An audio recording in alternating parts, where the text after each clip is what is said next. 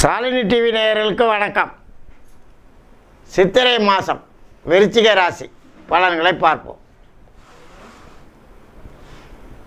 விருச்சிக ராசிக்கு பாருங்கள், பங்குனி மாதம் போய் சூரியனும் ராகும் சேர்ந்து சூரிய கிரகணமாகி பங்குனி மாதம் விருச்சிக ராசிக்காரவங்களை ஒரு வழி பண்ணிடுச்சுங்க. புத்தியை கெடுத்துருச்சு, பூர்வீகத்தை கெடுத்துருச்சு, பிள்ளைங்களை கெடுத்துருச்சு. படாத பாடுபட்டங்க. அந்த ராகும் சூரியனும் சேர்ந்ததுனால நாளில் வேறு செவ்வாய் சனி, அது வேறு நமக்கு மண் கட்டிட வகையில் பெரிய டென்ஷன் பண்ணி விட்டுருச்சு. 6ல் குரு நம்மளை படாத பாடுபடுத்திடுச்சுங்க. நல்ல காலம் சுக்கிரன் போய் வலுவாக இருந்ததுனால தப்பிச்சுதுங்க. பங்குனி மாதம் பெருமாளோட அனுகிரகத்தினால, நண்பர்களின் அனுகிரகத்தினால எல்லாம் ஜெயிச்சிட்டு வந்துட்டோம். இந்த 6ல் இருக்கிற குரு நமக்கு 12 பார்த்து தனஸ்தானத்தை பார்த்துருச்சுங்க. அதனால் அப்படி இப்படின்னு சமாளித்து இந்த சூரிய கிரகணத்தை ஓட்டிட்டோம். இப்போ சித்திரை மாதம் 6ஆம் இடத்துக்கு வந்துட்டார் சூரிய பகவான். அதாவது ஜீவனாதிபதி சூரியன் போய் 6ல் உச்சம் பெற்றுக்கிட்டார். பொதுவாக நான் பல காணொலியில் சொல்லியிருக்கேங்க, சூரியன் 3, 6, 11ஆம் இடத்துக்கு வரும்போதெல்லாம் அதிக நன்மை செய்ய போகிறாருன்னு. இப்போ விருச்சிக ராசிக்கு 6ல் சூரியன் வந்துட்டார் சித்திரை மாதம். அப்போ சித்திரை முழுவதும் இருக்கிறாரு. அங்கே ஒரு குரு இருக்கிறாரே. ஆக இவ்வளோ பிரச்சனையும் நமக்கு 1/5/2024 வரைக்கும் தாங்க. 6ல் சூரியன் இருக்கிறது நன்மை தான். குரு அங்கே இருக்கிறாரு, இடைஞ்சல் பண்ணுறாரு. ஏன்னா வாக்கு தனம் குடும்பம்னு சொல்லக்கூடியவர் போய் 6ல் மறைஞ்சிட்டார். ஆகையினால் நமக்கு 6ல் குரு ஊரில் பகைம்பாங்க, ஒரு பழமொழி சொல்கிறாங்க. அது மாதிரி இந்த 6ல் ஒரு வருஷமாக இருக்கிறார் குரு. கஷ்டம்தான், சங்கடம்தான், நஷ்டம்தான், விரோதம்தான், எல்லாம் அனுபவிச்சிட்டோம். சனி பேர்ந்தால் பிரமாதமாக இருக்க போகுது அப்படி இப்படின்னு என்னென்னமோ சொல்கிறாங்க. நமக்கு ஒன்றும் நடந்தால் பாடில்லை. இப்போ வரப்போகிறாருங்க 1/5/2024 குரு வர்றார். நேராக 7ஆம் இடத்துக்கு வர்றார். அதுவும் சுக்கிரன் வீட்டுக்கு வர்றாரு. சுக்கிரன் வீட்டுக்கு வந்தால் ஏன்னா காலபுருஷத்துவத்துக்கு 2வது இடங்க அது. குடும்பஸ்தானம், தனஸ்தானம். குடும்பம் இல்லாதவங்க அனைத்து பேருக்கும் குடும்பம் ஏற்படுத்தி கொடுத்துருவாருங்க. ஏன்னா அசுரகுரு தேவகுரு போட்டி இல்லைங்க. எதிரி வீட்டுக்கு வர்றார்.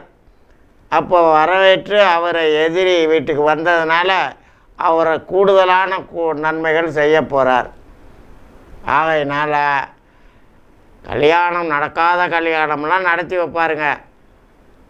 2வது கல்யாணம், 3வது கல்யாணம் நடக்கிறவங்களாம் நடத்திக்குவாங்க.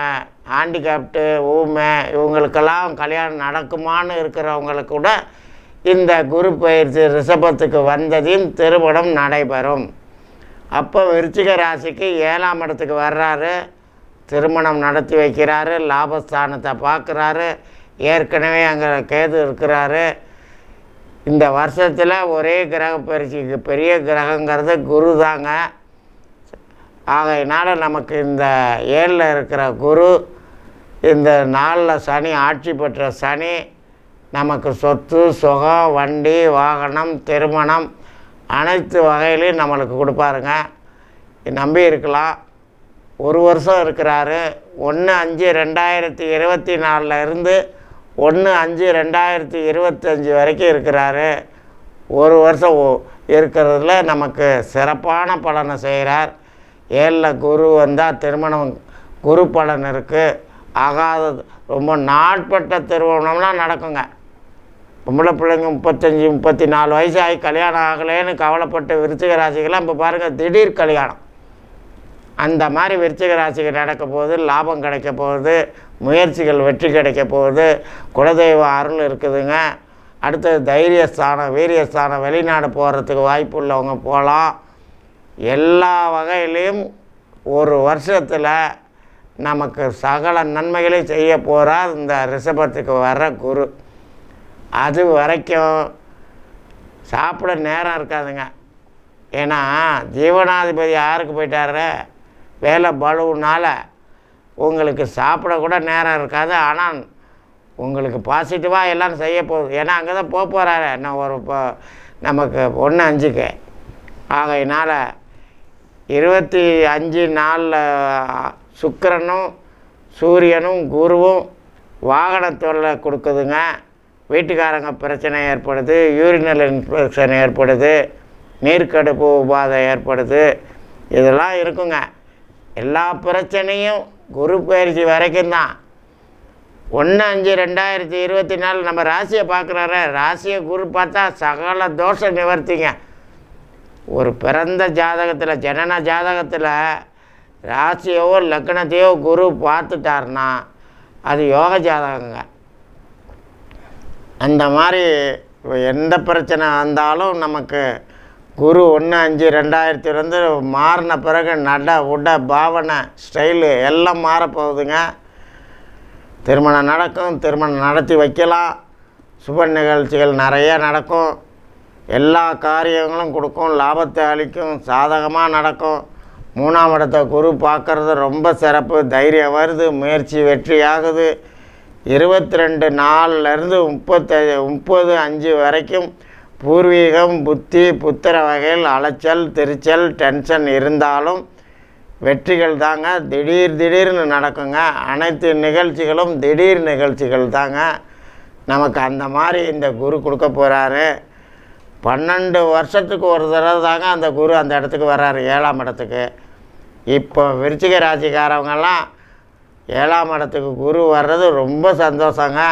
ஏன்னா 7ஆம் இடத்துக்கு குரு வந்தால் தான் நடக்காத கல்யாணமெல்லாம் நடக்கும்.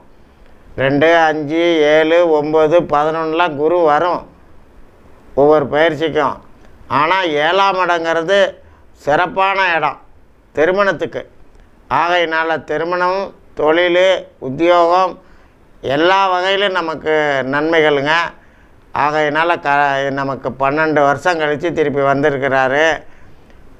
இப்போ விருச்சிக ராசிக்கு அப்படி ஒரு யோகங்க. திருமணம் பண்ணிக்கோங்க, திருமணம் நடத்தி வைங்க. எல்லாருக்கும் நன்மை செய்ய போகிறார் இந்த விருச்சிகத்துக்கு. அதனால் நல்லா இருக்குதுங்க. 14, 16, 17 காரியத்தடைங்க. 23ஆம் தேதி அதிக டென்ஷன், கோபம் வரும். கோபத்தை பயன்படுத்தாதீங்க. எதாக இருந்தாலும் டேக் இட் ஈஸி பாலிசி வச்சுக்கோங்க. வெயிட்டு கொடுக்காதீங்க. நடந்தால் நடந்துட்டு போது விடு அப்படின்னு சொல்லி தெய்வத்து மேலே பாரத்தை போடுங்க. விருச்சிக ராசிக்கு ஏற்கனவே கோபக்காரங்கன்னு பேர் வாங்கியிருக்கோம். வாஸ்தவம்தான், என்ன பண்ணுறது, நம்மளை டென்ஷன் பண்ணி விட்றாங்களே. அதனால் தைரியமாக இருங்க. 24, 25 அதிகமான செலவுங்க, விரயங்க, சங்கடமும் ஏற்படும். பொறுமையாக இருங்க. 27 அதிக டென்ஷனுங்க. 27/4 கோபம் வரும், சொத்து விவகாரம் வரும், வண்டி வாகனம் விவகாரம் வரும். இதிலெல்லாம் தலையிட்டாதீங்க. ஏதாவது பிரச்சனை ஏற்பட்டுச்சுன்னா ஸ்மூத்தாக பண்ணிக்கோங்க. 30, 1/5, 2/5 மகிழ்ச்சிங்க, வரவுங்க. 30/4, 1/5, 2/5 மகிழ்ச்சி, வரவு, சந்தோஷம், அது மாதிரி இருக்குங்க.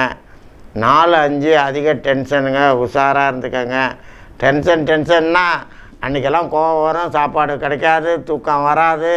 நான் டென்ஷன்னு சொல்கிற நாளெல்லாம் வாட்ச் பண்ணி பாருங்கள். அன்றைக்கி தூக்கமே வராது, அன்றைக்கி சாப்பாடு சரி இருக்காது, போகிற வேலை வர்ற வேலை ஒன்று கூட நடக்காது. டென்ஷன் கூடுதலாக வரும். எங்கே போனாலும் நம்ம நிழல் நம்ம கூட தான் வரும். அது மாதிரி 4, 5 அப்படி டென்ஷன் வருங்க. 5, 5, 5, 6, 5, 7, 5, 8, 5 வரவு தான், மகிழ்ச்சி தான், சந்தோஷம்தான். 10, 11 வீண் வேலை, வெட்டி இளைச்சல், வீண் பிரயாணங்க. 12, 13 டென்ஷன் தாங்க. உஷாராக இருந்துக்கங்க. இந்த மாதத்தில் குலதெய்வ அருளால் சித்திரை மாதம் நமக்கு யோகமான மாதம் விருச்சிக ராசிக்கு. வணக்கம்.